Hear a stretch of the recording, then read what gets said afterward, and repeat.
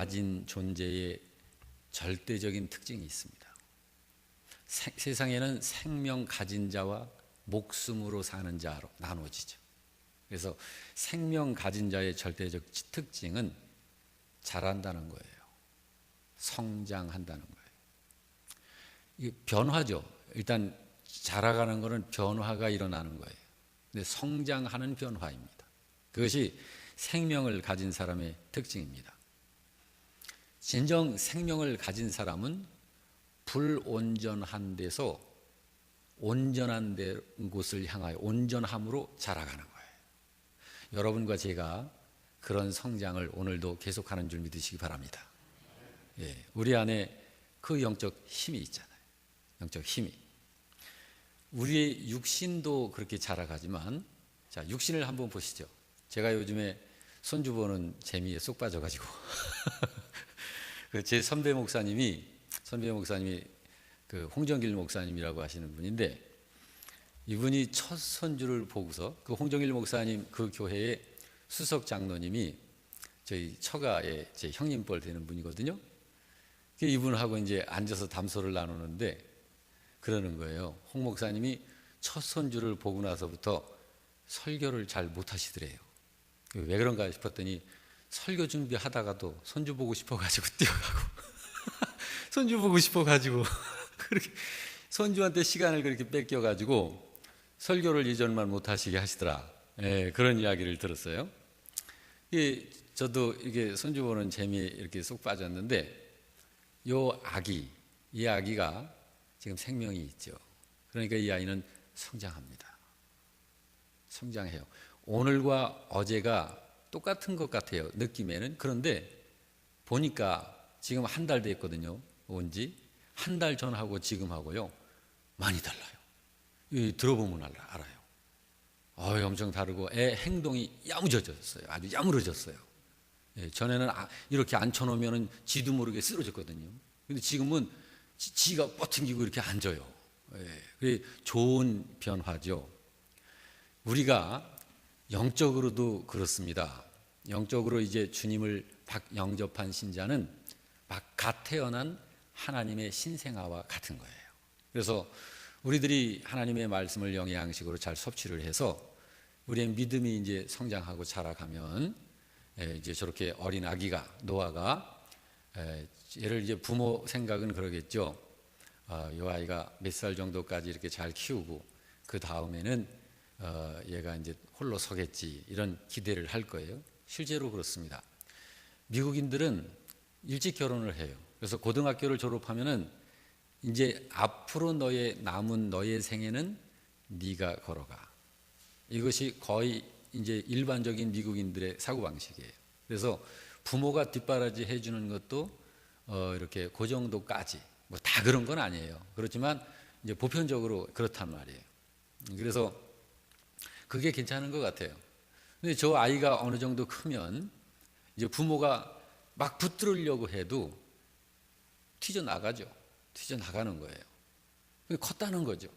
자기 혼자 스스로 살아갈 수 있다는 거죠. 그건 좋은 변화입니다. 좋은 변화예요. 그런 것처럼 우리의 영적인 부분도 마찬가지입니다. 자, 오늘도 우리가 이 성경을 통해서 이 제목이 있죠. 우리 한번 같이 읽어볼까요? 홀로 서기에 실패한 신자 요아스의 비극. 자, 홀로 선다는 건 뭘까요? 스스로 자기가 설 수 있다. 스스로 자기를 관리하고 이제 자기의 삶을 이루어 나갈 수 있다. 그런데 그것에 실패했다. 그것에 실패한 신자는 비극으로 이렇게 꾸려박는 거예요. 성경은 언제나 이 세상을 사는 신자, 곧 여러분과 이 세상을 사는 신자를 그 어떤 것을 깨우쳐 주기 위해서 하나님이 주신 생명의 말씀입니다. 그러므로 오늘도 이제 이 본문의 말씀을 우리들이 함께 살펴볼 텐데, 하나님께서 우리들에게 깨우쳐 주시기를 원하는 그것을 오늘도 깨달음을 통해서 은혜를 충만히 받으시기를 바랍니다. 이제 말씀 본문으로 들어가기 전에 제가 좋은 예, 그 다음에 나쁜 예, 두 가지를 다 지금 말씀을 드리겠습니다. 세상에는 아름다운 교회도 있고 참 유치한 교회도 있어요. 교회인데 저는 이런 두 개의 교회를 늘 이렇게 봐왔습니다. 한 교회는 이제 그 목사님이 목회를 이 강남 쪽에서 하셨어요. 목회를 하시고 교인들이 몇백 명 됐어요.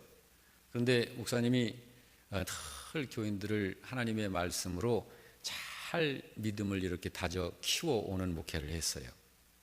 그런데 이 목사님이 어떤 사유가 있어서 하나님의 뜻에 의해서 하나님이 해외로 이분을 이렇게 사역지를 옮기게 하셨어요.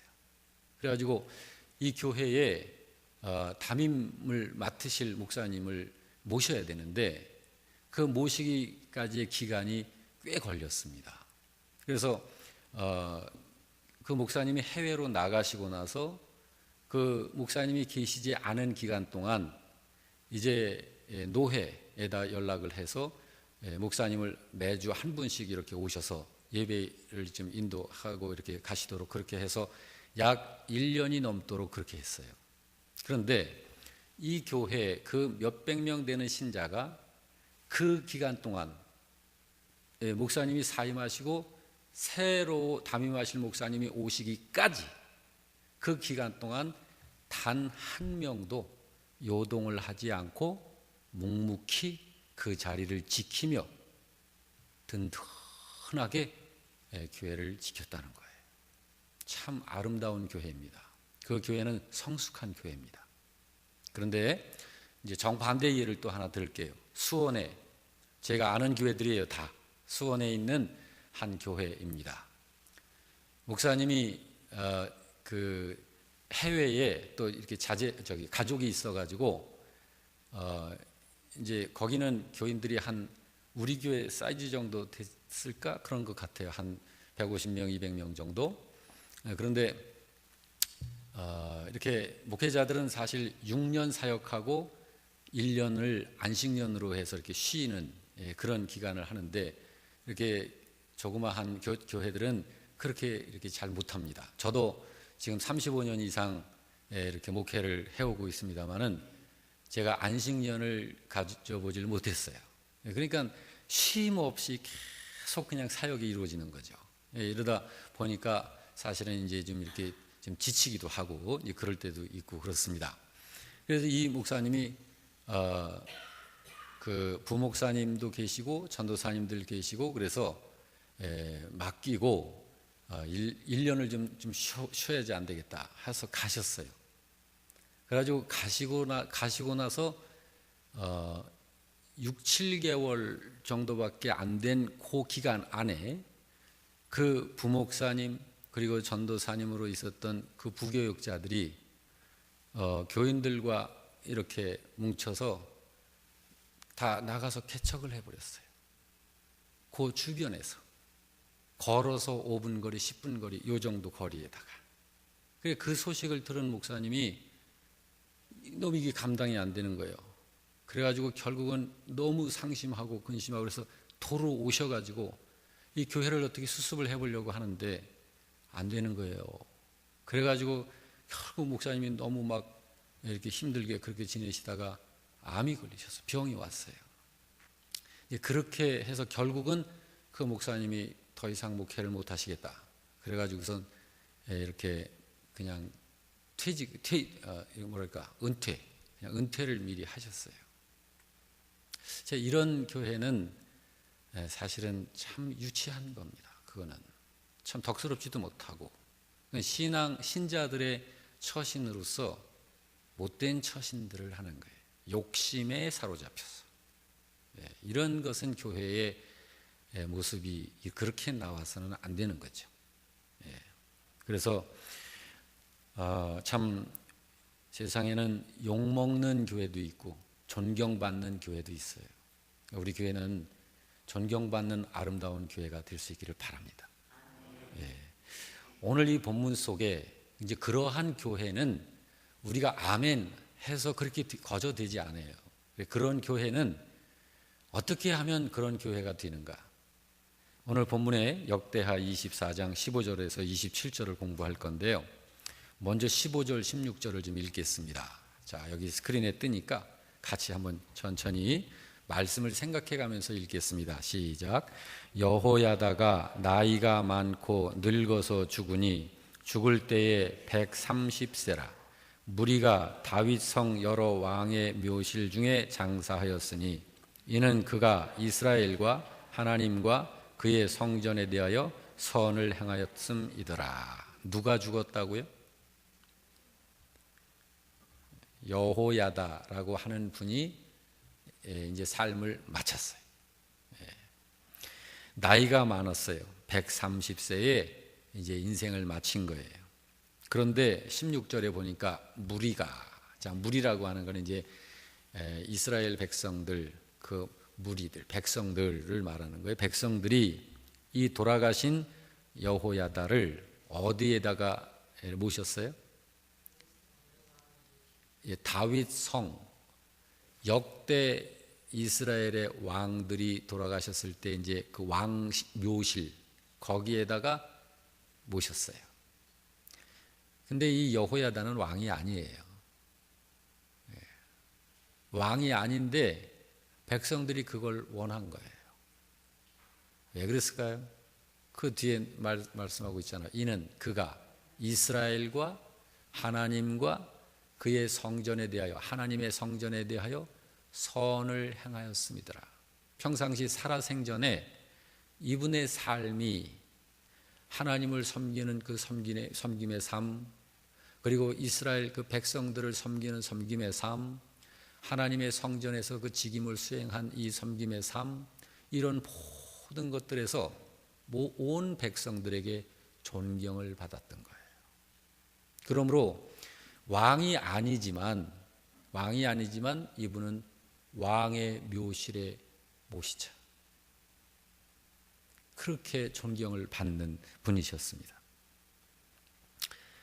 여기에 이스라엘과 하나님과 그 성전에 그렇게 대하여 선을 행했다라고 하는 것은 하나님께 대하여서도 또 백성들에 대해서도 또 성전 봉사, 이분은 제사장이거든요. 그러니까 성전에서 하나님께로부터 맡은 직임, 그 직임을 수행함에 있어서 하나님의 뜻을 행해왔다는 거예요. 믿음으로 행했다는 거예요. 자기의 본분을 성실하게 수행을 했다는 거예요. 이런 믿음이 이게 올바른 믿음이죠. 이런 믿음으로 130세까지의 임종할 때까지의 삶을 그렇게 삶으로 온 백성들이 그분을 그렇게 존경한 거예요. 여러분도 그렇고 저도 그렇고 우리가 이 세상을 딱 마쳤을 때 적어도 우리를 아는 모든 사람들이 우리를 존경할 수 있는 그런 생애를 살 수 있길 바랍니다. 예. 자, 이제 여호야다는 이제 그렇게 사신 분이에요. 자, 17절, 18절을 보죠. 17절, 18절 다 같이.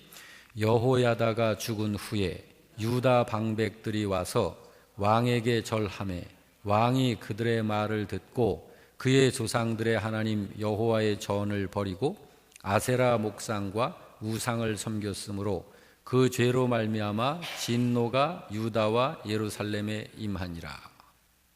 정반대 현상이 일어나고 있죠. 이 여호야다는 유다 왕국의 제사장이에요. 예루살렘 성전 제사장이거든요. 유다 왕국의 왕이 지금 그랬다는 거예요. 여기에 여호야다가 죽은 후에, 그러니까 제사장이 그렇게 130세에 죽은 후에 유다 방백들이 와서, 여기 방백들은 요즘으로 말하자면은 이제 왕의 밑에서 참모 역할을 하고 왕의 명령을 받들어 또 이렇게 실행도 하고 왕에게 이렇게 이런 백성들의 여러 가지 중간 사이에서 그렇게 정말 이렇게 알려드리기도 하는 이 정치를 하는 그런 사람들이란 말이에요. 벼슬아치들. 근데 유다 그 사람들이 와서 왕에게 절을 하더라. 여기서는 이제 절을 했다고 이렇게 표현을 이제 하는 것으로 그쳤는데, 절을 하니까 왕이 그들의 말을 듣고 그랬죠. 근데 이 사람들이 방백들이 와서 절만 한 게 아니에요. 절을 하면서 뭔가를 이야기를 한 거예요, 왕에게.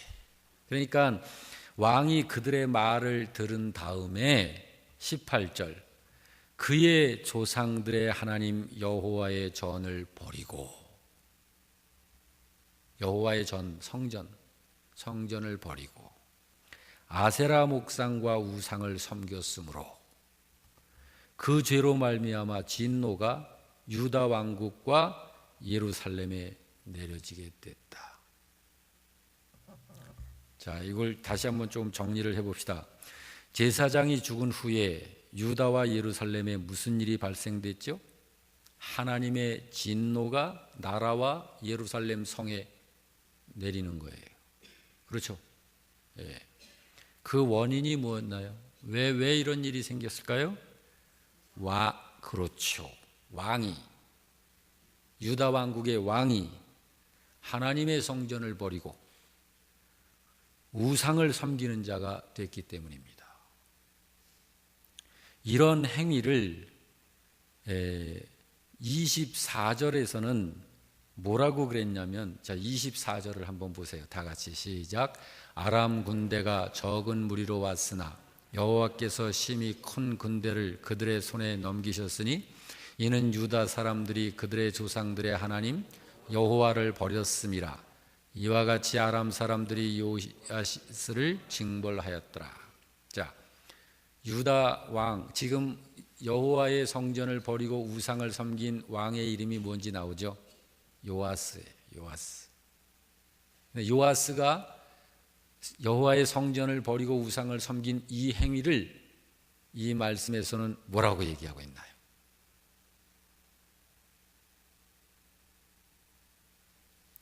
성전을 버리고 우상을 섬기는 이런 행위를 뭐라고 여기선 이야기하고 있죠?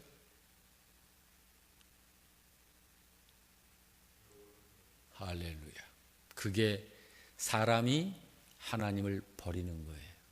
그것이.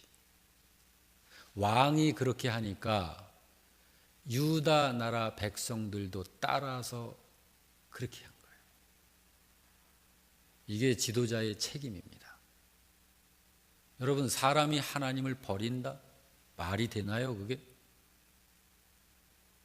그런데 사람이 이렇게 믿음에서 요시야처럼 이렇게 하게 되는 것이, 이게 하나님을 버리는 거예요.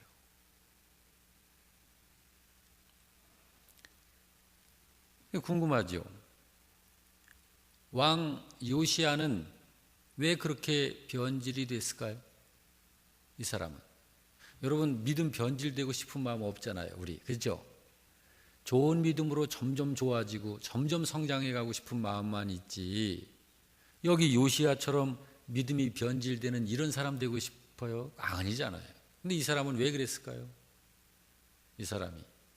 그걸 오늘 우리가 깨닫고자 하는 거예요. 이 사람은 왜 그랬을까? 여기에 실제적인 모습을 보면은 방백들의 말을 듣고 변해버린 거예요. 그러죠? 조금 전에 방백들이 와서 절함에 그들의 말을 듣고 나서 성전을 버리고 아세라 목상과 우상을 섬기는 자가 됐다. 이 방백들이 뭘까요? 방백들이 왕의 수하에 있는 사람들이에요. 왕 밑에 부하들이라고요. 신하들이라고요.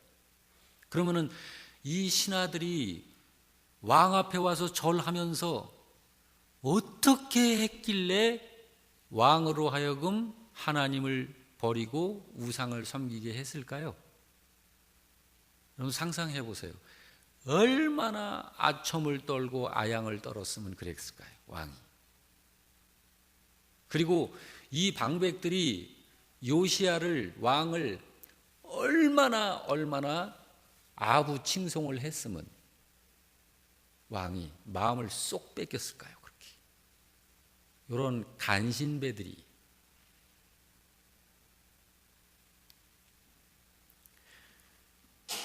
그래서 요시야가 결국은 여호야다 그 제사장이 살아생전에는 정말 잘 나간 거예요. 잘 나간 거예요. 근데 여호야다 제사장이 딱 이제 죽으니까 바로 이렇게 된 거예요. 바로. 조금 전에 제가 두 가지 예화를 드렸잖아요.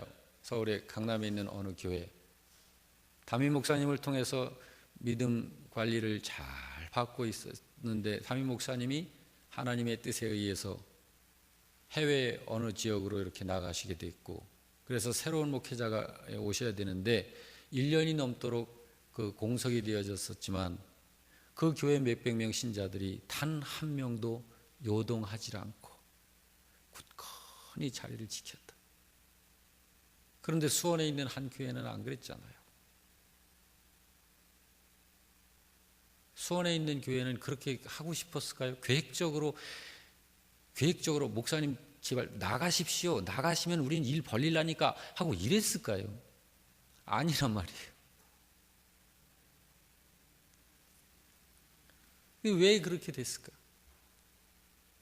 자, 19절 20절을 보겠습니다. 19절 21절. 자, 말씀을 생각해 가면서 이제 읽는 거예요. 시작. 그러나 여호와께서 그들에게 선지자를 보내사 다시 여호와에게로 돌아오게 하려 하심에 선지자들이 그들에게 경고하였으나 듣지 아니하니라.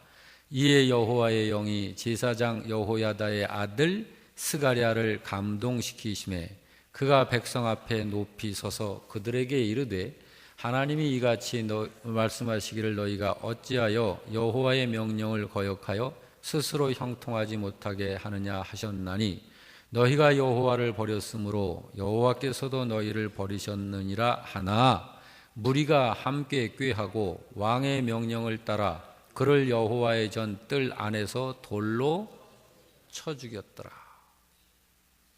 끔찍하죠. 이게 지상교회 안에서 일어나는 일들이에요. 이 세상 교회. 지금은 여러분 이런 일 안 일어난다고 여러분 생각하시나요? 안 그래요? 이거 어둠의 악한 영들의 작업이거든요.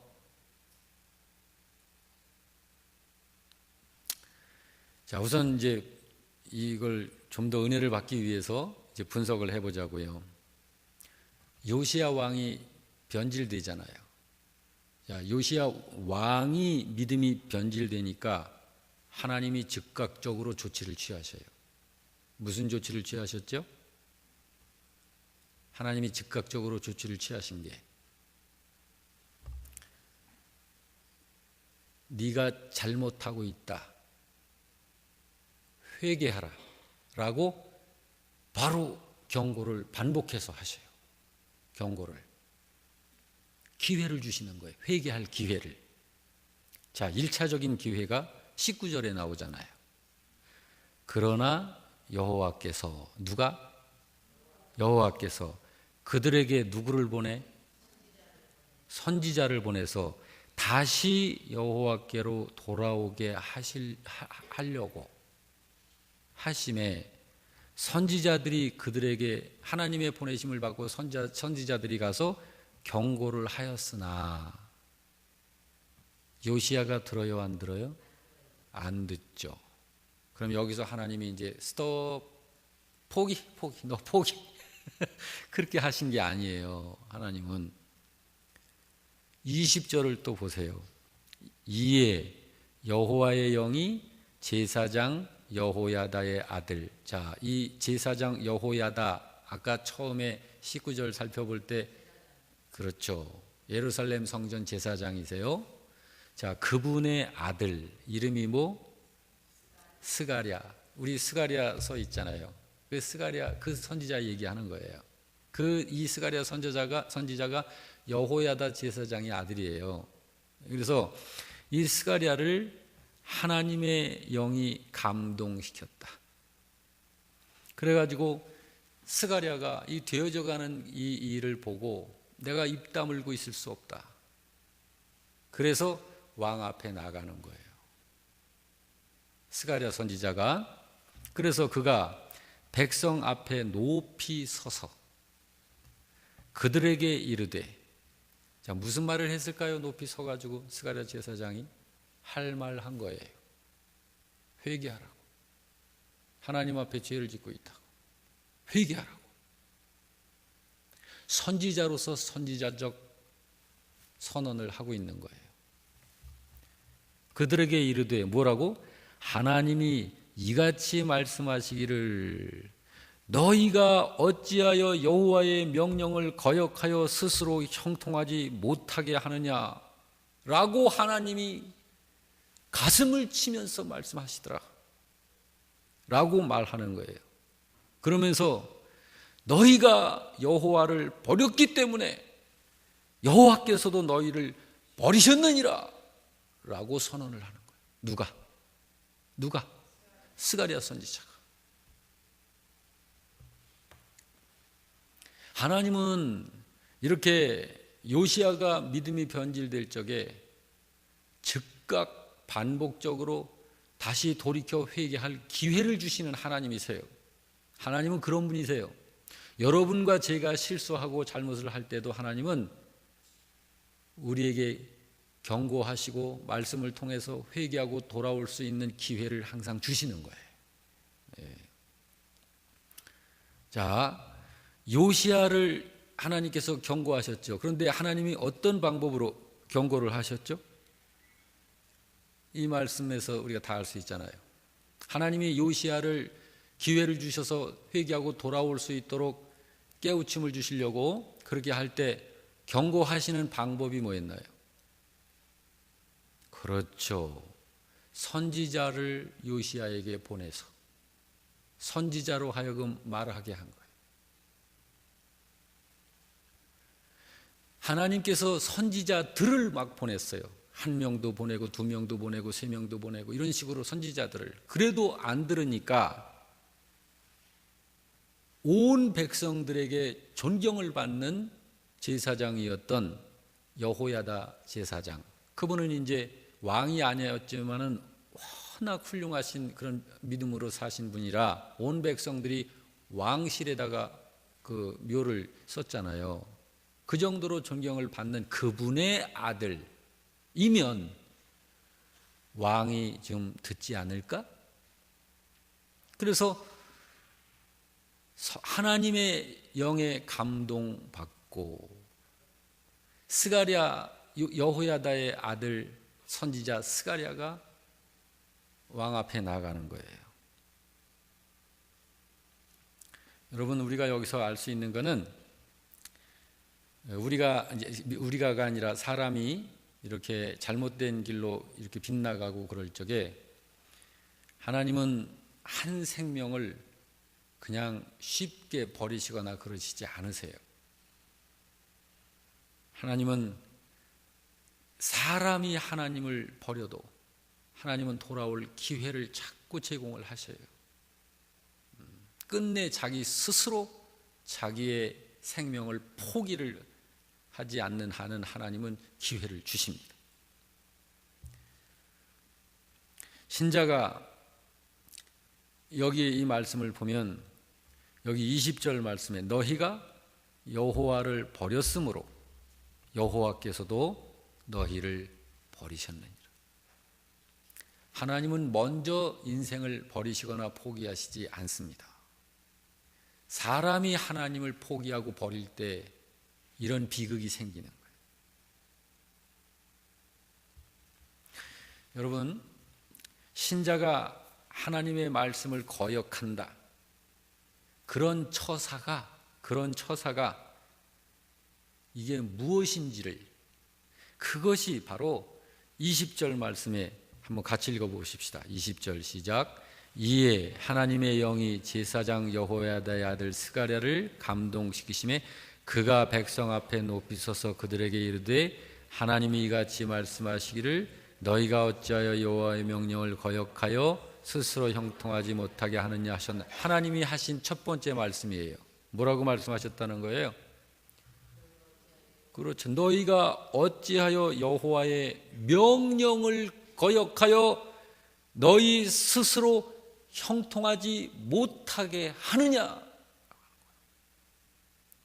그러므로 신자가 하나님의 말씀을 거역하는 것은 자기 스스로 자기의 인생을 형통하지 못하는 인생으로 만드는 처신이에요.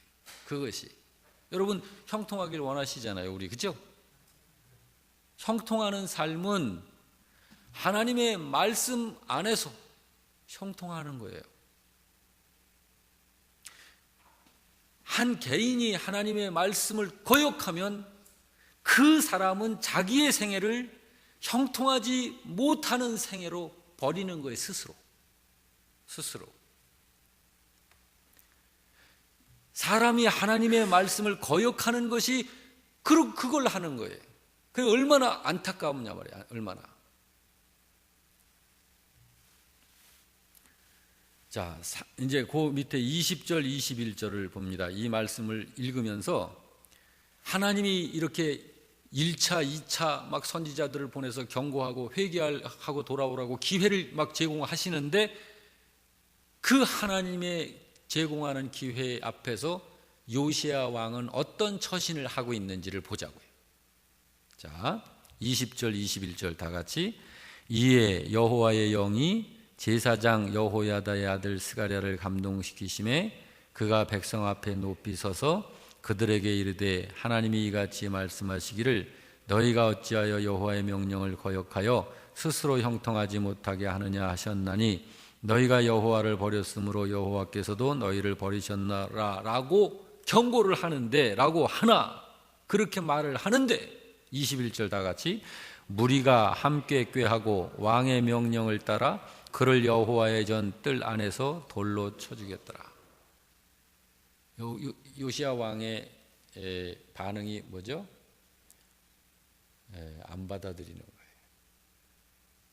하나님의 선지자를 통해서 하나님께서 경고하시는 것을 안 받아들이는 거예요. 그리고 그렇게 경고의 말을 하고 있는 하나님의 사람을 하나님의 성전 뜰에서 그냥 죽이는 거예요.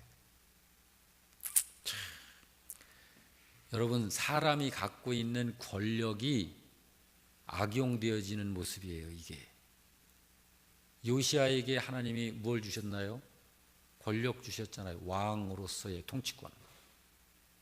이거를 하나님의 뜻에 맞게 하나님께 순종하여 하나님의 뜻을 위하여 사용되어질 때 그것이 선용이고 거기에서 선이 생산되는 거예요.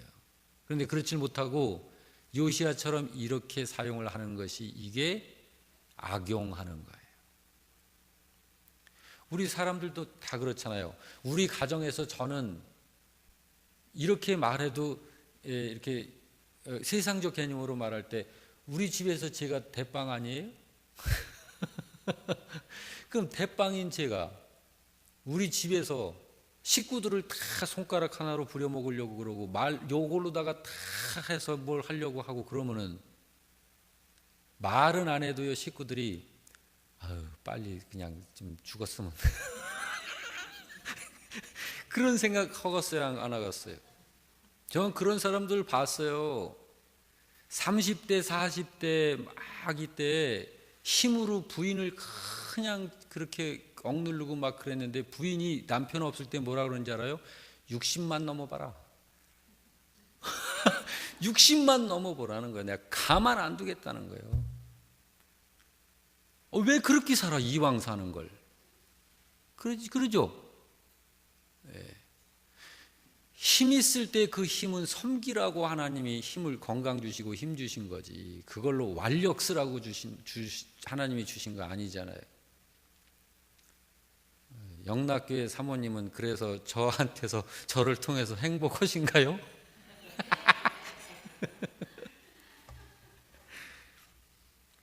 이 요시야가 하나님이 주시는 이 권력을 세상에 하나님의 사람을 성전 뜰에서 쳐 죽이는 이런 권력으로 사용을 하니 참 기가 막히잖아요.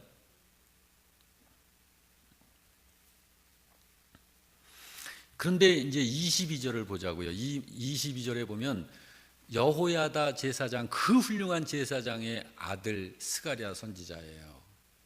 근데 이제 스가랴 선지자가 죽잖아요.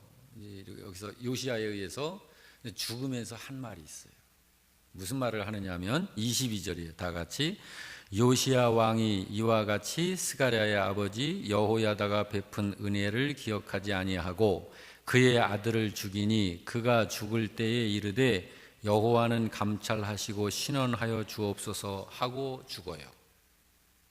뭐라고 그러고 죽었다고요? 여호와는 감찰하시고 신원하여 주시옵소서. 이게 뭘까요? 지금 스가랴는 어떻게 죽는 거예요? 이제 지금 억울하게 죽는 거예요. 세상 사람으로 얘기하면 한이 맺혀 죽는 거예요. 원한을 품고 죽는 거예요. 그런데 이렇게 죽는 이 신자 스가랴가 지금 자기의 모든 걸 누구한테 맡기고 있죠? 하나님께 맡기는 거예요. 근데 이 선언, 하나님 감찰하세요. 그리고 저를 신원해 주세요. 이게 무슨 말이냐면 감찰한다라고 하는 건 뭐냐면 저 왕이 나에게 이렇게 하고 있는데 저 왕의 죄를 하나님께서 그냥 넘기지 마시고 그 죄를 다루어 주시옵소서. 그 말이거든요. 그리고 신원하여 주시옵소서라고 하는 건 무슨 뜻이냐면 제가 이렇게 억울하게 죽는데 당하고 있는데 하나님께서 저 왕이 나를 죽일 사형을 시킬 죄를 뒤집어 써가지고 저를 죽이고 있는데 제가 그렇지 아니함을 하나님이 밝혀주세요. 그런 뜻이에요. 근데 이제 이분이 이렇게 스가랴 선지자가 죽으면서 이 말하는 것은 이렇게 해도 되나요? 안 되나요? 이렇게 할 수 있는 거예요. 이렇게 해도 되는 거예요. 그게 뭔가요? 하나님 공의를 집행해 주세요.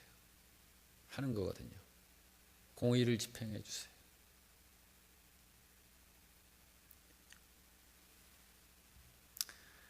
스가랴 선지자는 그렇게 순교의 제물로 생애를 마친 거예요. 그리고 자기처럼 이렇게 억울한 죽음을 당하는 이러한 일을 마음 아파하면서 하나님 이렇게 악을 행하고 있는 저 요시야 왕을 하나님께서 그의 죄를 찾아서 하나님께서 다루십시오. 그리고 저의 억울함을 하나님께서 해결해 주십시오. 이렇게 하나님께 맡긴 거예요. 자, 이제 23절, 25절을 한번 또 보자고요. 이제 왕이 그렇게 우상을 섬기면서 나가면 백성들이 많이 그 길로 따라 나가요. 여러분 그렇잖아요. 어디든지 그쪽에 권위자가 있잖아요. 권위자가 하여간 이상한 짓 하면 거기 속해 있는 사람들 중에서 다 많은 사람들이 그 이상하게 그리 따라가는 거야. 그런 것처럼 유다 왕국에 요시야 왕이 이 모양이니까 백성들이 많이 그쪽으로 쏠려가는 거예요. 자, 그거를 이제 한번 보자고요. 그래서 하나님께서는 그런 것에 대해서 하나님은 그냥 간과하시지 않고 경고를 하시다가 마지막으로 하나님은 그냥 심판으로 응징하십니다. 왜냐하면 그 죄악이 꽃 피도록 해서는 안 되니까. 죄악이 꽃 피면 이거는 굉장히 그 악의 영향력이 더럽게 끼쳐지기 때문에 하나님께서 항상 차단을 하시는 거예요. 자, 23절부터 25절을 생각해 가면서 또 읽어보자고요. 1주년 말에 아람 군대가 요아스를 치려고 올라와서, 여기 1주년 말 이게 무슨 말일까요? 네? 그러니까 1년, 무엇에 대한 1년 만에? 아니, 여호야다 제사장이 죽고 1년 후에, 그거 얘기하는 거예요. 1년 그 말쯤 됐을 때 아람 군대가, 그러니까 1년이라는 이 기간 동안에 지금 하나님이 선지자들을 요아스에게 보내고 막 계속 이렇게 경고하고 회개하고 돌아오도록 막 그렇게 하고 그런 거예요.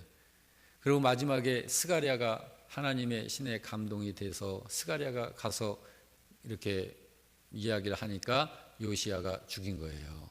이게 1년 안에 벌어진 일들이에요.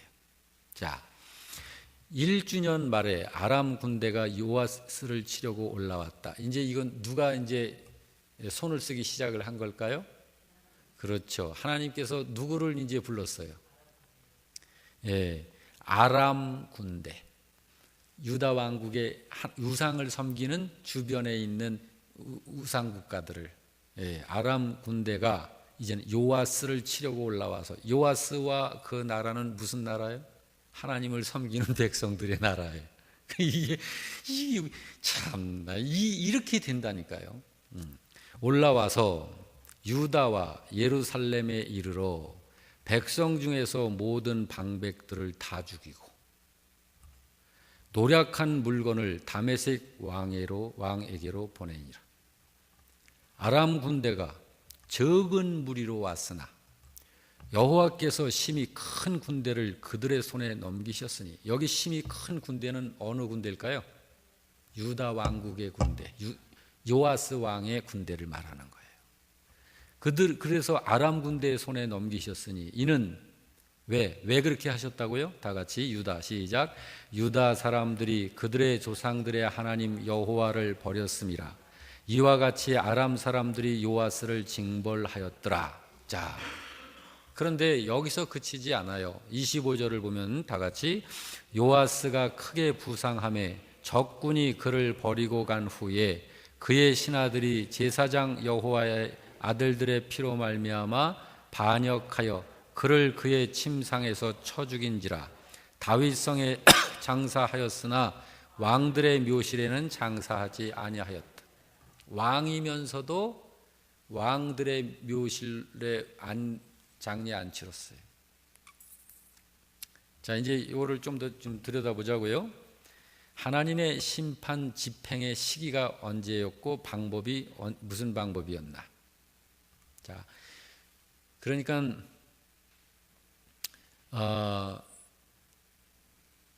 여호야다 제사장이 죽은 지 1년, 그 사이에 이런 일들이 벌어진 거예요. 심판이, 이 사건이, 이런 일들이 벌어진 1년 정도 안에 되었을 때 하나님께서 아람 군대를 보내셨죠.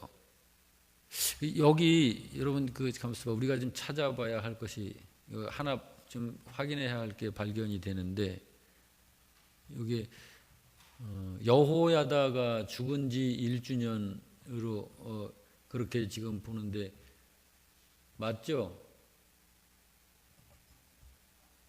요거는 좀 확인을 해야 되겠네요.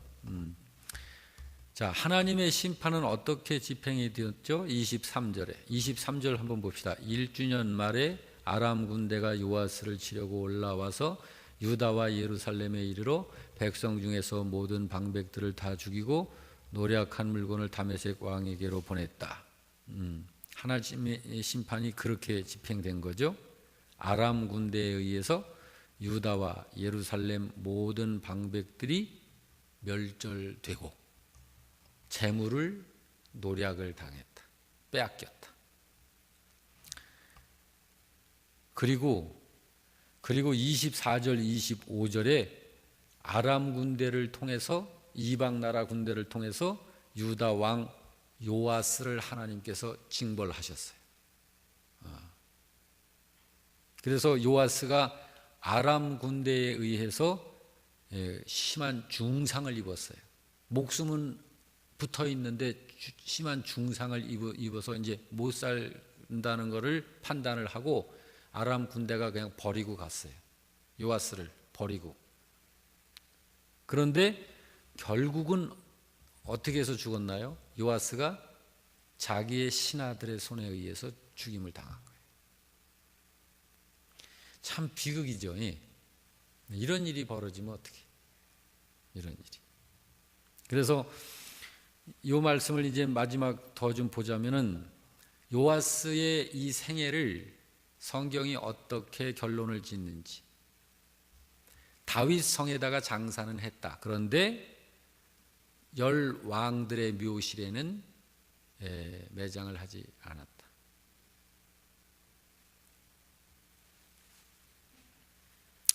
여러분, 요시야가 참 비참한 인생의 실패자로서 끝난 거죠.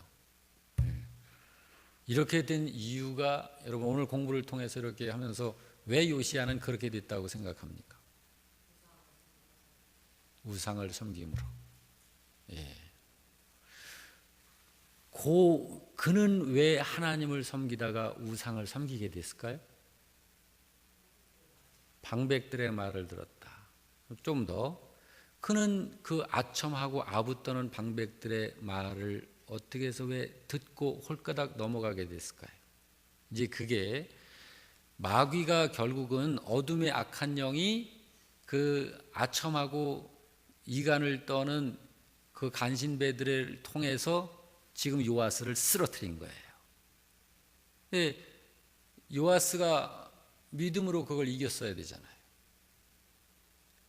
그런 시험과 함정과 유혹과 시험이 어디든지 있잖아요. 그런 것들을 이기고 승리해야지. 요아스는 패했단 말이에요. 그래서 자기 인생이 그냥 망한 거예요. 왜 이렇게 됐을까? 왜 이렇게 됐을까? 이제 설명을 잘 들어보시기 바랍니다. 요아스가 언제부터 그렇게 타락하게 되죠? 여호야다 제사장이 살아있을 동안에는 잘 나가는 거예요.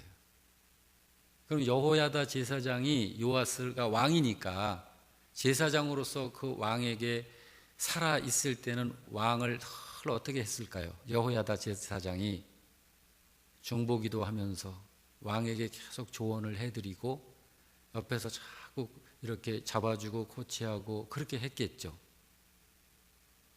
얼마나 신경을 많이 썼을까 생각해 보세요. 여호야다 제사장이.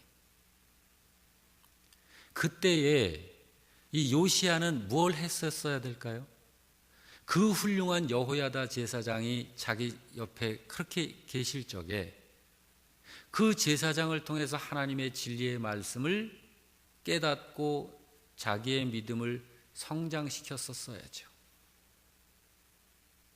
그 훌륭한 분이 옆에 계실 때 영적으로 태평안일 그냥 안이한 상태에서 그냥 평안 중에 평안이구나라고 하는 식으로 그렇게 가면서 자기 개인의 믿음 성장에 게으르고 나태한 이런 신앙생활을 했었던 거예요.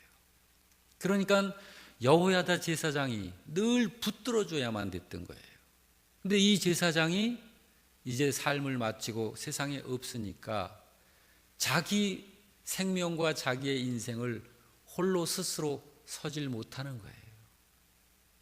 그러니까 주변에 아첨배들이 와서 이야기를 하면 그게 하나님의 진리의 말씀인지 그게 유혹하는 어둠의 영에 현혹하는 소리인지 이런 것들에 대한 분별을 못하니까 그냥 와서 아부 떨고 아양 떨고 이렇게 하는 거기에 혹 넘어가가지고 마귀가 여러분 사람을 쓰러뜨릴 적에 난 마귀다 이러면서 막 그렇게 하지 않는단 말이에요. 자기가 광명한 천사인 것처럼 다가와가지고 그렇게 영혼을 현혹하는 거예요. 그 입에서 나오는 말이 꿀송이처럼 달고 그 입술은 기름처럼 매끄러우나 한 번 걸리면 쑥같이 쓰고 양날에 날선 검처럼 고통을 주는 그것이 어둠의 영이라고. 요시야는 그 어둠의 악한 영이 교활하고 위장을 하고 그렇게 다가와서 왕을 시험하면서 쓰러뜨리려고 다가와서 아첨을 할 때 자기가 자기 믿음을 지켜낼 수 있는 성숙한 믿음을 평상시에 그래서 우리가 믿음을 키워야 되는 거예요. 여러분, 하나님께서 각 교회들마다 하나님께서 세우신 말씀으로 특별히 훈련하여 세우신 당신의 종들이 있잖아요.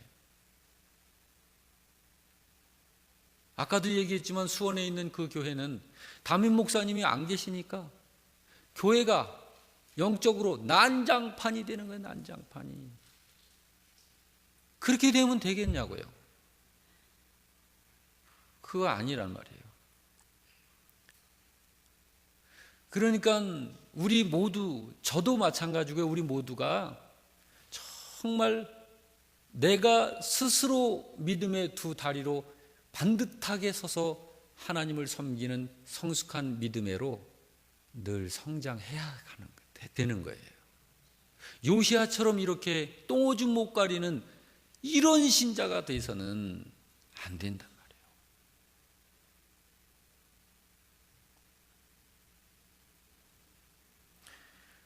여호야다 제사장이 살아있을 때는 요시야는 그냥 생각 없이 여호야다 제사장이 하라는 대로 하고 끌어주는 대로 가고 그냥 그렇게 수동적으로 그렇게 한 거예요. 그분이 안 계시니까 뭘 어떻게 해야 할지 모르는 거예요. 그러니까 여호야다 제사장이 죽은 후에 그 방백들이 와가지고 엎드려 절하면, 이 절을 한다는 게 뭘까요? 아부 떠는 거잖아요. 이제 나의 주님이십니다, 나의 군주십니다 라고 하면서 당신으로 인해서 제가 살고 당신으로 인해서 당신의 그늘 아래서 내 식구들이 이렇게 영화를 누리고 삽니다 하면서 칭송 받으소서 막 이러면 그냥 우쭐우쭐 해가지고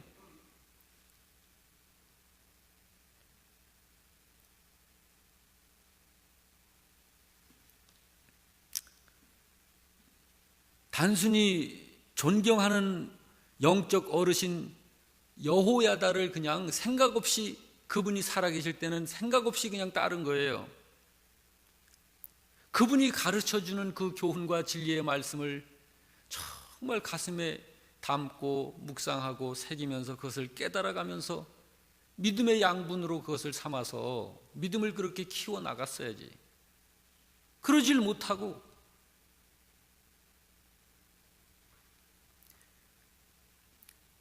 여호야다가 있을 때 여호야다 저렇게 좋은 분이 있으니까 편안하다 했지, 그분이 섬기는 하나님을 그 여호야다 제사장을 통해서 바라봤었어야죠. 그리고 이제 요시야는 자기가 바로 이 여호야다 제사장처럼 여호야다 제사장이 하나님과의 그 관계 속에서 그렇게 굳건하게 믿음으로 늘 이렇게 살아가는 그런 영적 능력을 갖고 사는 것처럼 요시야 왕도 하나님을 그렇게 하나님과의 관계 속에서 믿음이 커서 주님과 함께 동행을 하는 사람이 됐어야죠.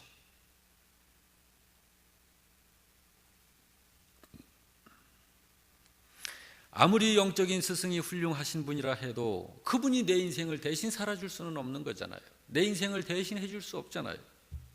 그와 마찬가지로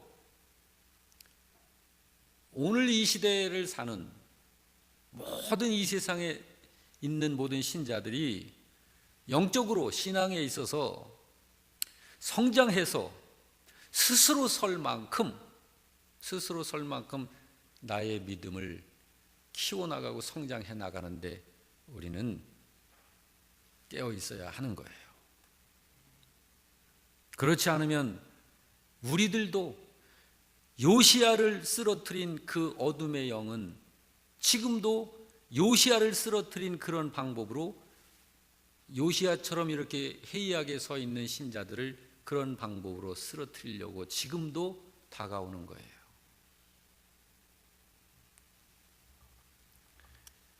그래서 오늘 이 공부의 제목을 홀로 서기에 실패한 요아스, 그의 비극이라고 한 거예요.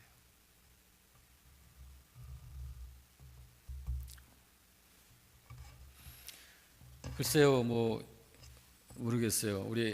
우리나라에 각 교회들마다 6만 개 가까운 교회가 있다고 그러는데 그 교회들의 모든 성도들이 하여간 뭐 한 1,000,000명 된다고 하십시다. 1,000,000명 신자 중에서 정말 이렇게 홀로 스스로 자기 믿음을 굳건히 지켜 세울 수 있는 신자들이 얼마나 될까? 여러분, 우리 교회는 오늘 주신 이 말씀에도 정말 우리들이 마음에 이렇게 깊이 받고, 그리고 우리도 정말 이렇게 믿음을 성장시켜 나가는데 우리가 정신을 차리고 계속 꾸준히 성장해 갈 수 있기를 바랍니다.